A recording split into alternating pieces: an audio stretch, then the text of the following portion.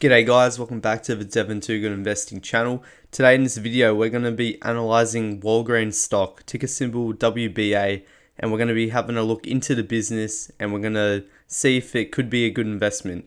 And also at the end of this video I'm going to go into a price prediction for Walgreens Stock. So before we get into this guys, make sure you subscribe to my channel and hit this like button because we're going to be doing heaps of different stock analysis videos and we're going to be looking for some good deals in the market. So if we go all the way back to 2016, you can see that Walgreens used to be roughly an $80 stock. And over the last 5 years or so, we've seen the stock decrease about 40%, and it got as low as a 50% decrease late in October 2020. And a lot of this fear around this area late 2020 was around Amazon entering the pharmaceutical and pharmacy game. However, since the end of 2020, these fears have kind of eased for now, and Walgreens stock has made a nice 40% recovery and now sits at about $48 per share. So as you guys probably know, Walgreens is a pharmacy with over 9,000 stores, mainly based in the US. And one of the important things we've got to recognize about Walgreens is they've been around for a long time. They've been a consistent dividend player. They have key real estate locations in the US in some of the best locations possible, and just the fact that they own these locations in these prime spots, it means companies such as Amazon who are trying to enter the pharmacy game are probably going to find it quite difficult to get some good prime real estate. And one of the tailwinds behind Walgreens business at the moment is their vaccine rollout. So they've had a lot of increased foot traffic due to pretty much most of the population in the US looking to get vaccinated. They've administered 25 million plus vaccines to date, and 90% of their locations are administering vaccines. So because of the massive push to get COVID-19 vaccines, it's going to get people rolling through the door. It's going to get people in front of their brand. People are going to be buying things from Walgreens that they usually wouldn't buy, and this is proving to be quite an important thing for Walgreens in terms of brand recognition. And we can see this roll over to their results, particularly in the third quarter financial highlights. You can see that they've raised their EPS guidance to 10% growth, assuming constant FX rates, and they've produced $3.3 billion of free cash flow, up 35.8% versus the prior year. So we've also got to remember that last year was kind of, it wasn't a great year for Walgreens, mainly due to the increased costs that COVID-19 occurred for them in terms of making sure their employees had PPE and the extra cleaning. All these costs actually affected their profitability last year, but it looks like they're starting to rebound out of that. As we can see in terms of revenue, they're up 7.2% year to date, and in year to date 2021 so far, they're just over $98 million in revenue. We can see that their EPS, we can see down here, it's up 10.7% according to their adjusted EPS, and then their GAAP EPS, it's up $2.07, which is obviously they had a negative GAAP EPS last year, and that's why they probably haven't shown the percentage there because it would skew the data. However, on a GAAP basis, they've done $1.89, and if you multiply that out by 4, that lands you at about $7-ish per year if they were going to continue this run rate. So if you were to divide the current stock price of about 50 by 7, then that kind of gives you a rough PE ratio, although that's very rough, and we'll look at the ratios later.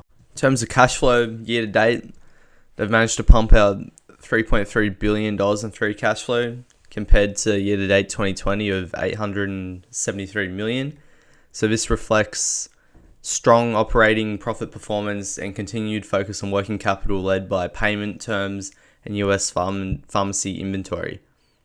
Though we should take into account this year to date 2021 cash flow includes some favourable phasing and one-time items. In terms of 2021 guidance given by Walgreens management, they have completed the divestiture of Alliance Healthcare, and this will free up a lot of cash on their balance sheet. They are quite debt heavy, Walgreens, but I think they are able to service their debt, as a lot of their debt is actually capital leases, and these go on for multi-decades into the future. So I don't think it's a big issue for Walgreens, their debt levels, but I think this Alliance Healthcare divestiture will help them. They're also looking to maintain their TPMC goal of delivering in excess of $2 billion in cost savings by financial year 2022. So this will help them expand their margins and allow more of that sales revenue to flow down to their bottom line, which is good to see.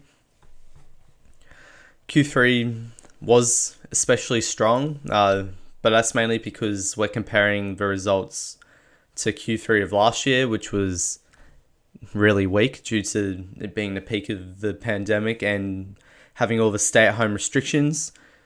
And also, Q3 was really strong for Walgreens in terms of the vaccine rollout. So it's comparing a really strong quarter this year to a really weak quarter last year. And management are expecting the growth rate of EPS to slow down over time, especially as sort of the peak of the vaccine rollout starts to diminish, especially going into Q4 and probably headed into next year. Walgreens isn't going to be delivering as many vaccinations. However, hopefully, because a lot of people have been through the Walgreens doors lately, hopefully that will, drive some traffic and drive more brand recognition. Additionally, the company is guiding mid to high single digit adjusted EPS growth. We're expecting around 10% in terms of EPS growth. And they're also, this depends on the amount of vaccines they're able to drive, and also the COVID-19 recovery, and also the spend on PPE. In terms of their pharmacy initiatives, I think the one to really look out for is this medical village at Walgreens rollout. So you can see that at a lot of Walgreens locations, they have these medical village sort of clinics right next to their stores. So customers will go in, they'll see the doctor will give them the prescription, and then they can come straight to Walgreens right next to the village and fulfill their prescription. I think this model is, it makes a lot of sense. So about 8 months ago, Walgreens did have a change in CEO. So the new CEO is Roz Brewer. She has a wealth of experience, and I think she will do good things for Walgreens. You can see that she's worked at companies such as Kimberly-Clark and Walmart. She's been the CEO of Sam's Club, and she was the CEO for Sam's Club for 5 years. She's also been the CEO for Starbucks for over 3 years. And as you can see, she's been at Walgreens for about 7 months, going on 8 months. So I think this is a good acquisition for Walgreens, and I think she will be able to drive. No, she knows what she's doing. She's worked at big companies, and I think she will be good for Walgreens. Now, in terms of WBA's free cash margin as a percentage of revenue, we can see over time that it has been reasonably consistent. It's gone as low as 2.8%, but it's also gone as high as 5.6%. And this was actually when the shares were at its peak. But you can see that it does tend to hover around that sort of 3 to 5% range. And then if we come down and have a look at their free cash flow, there it is, just here. You can see that it has stayed between sort of 3 and 5. Maybe there's a few years where it's been $6 billion over the year. So I think, reasonably, you can probably expect around 4. 4 is probably an average year for Walgreens, especially if they continue to grow that revenue out and do continue growing at sort of, mid single digits over the coming years.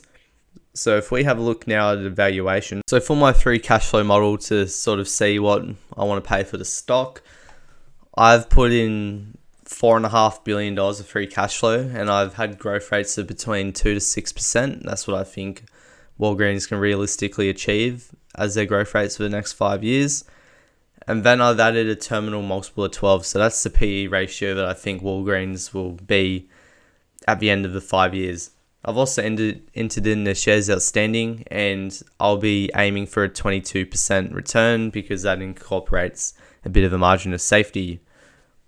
So we can see that if you think Walgreens is going to grow at 2% using these values here, you'd want to buy the shares at $36.50. However, if you think Walgreens is going to grow at about 6%, well, you'd want to buy the shares at about $42.64. However, if you're like me and you think the shares will grow at 5%, you'd be looking to buy the shares at about $41.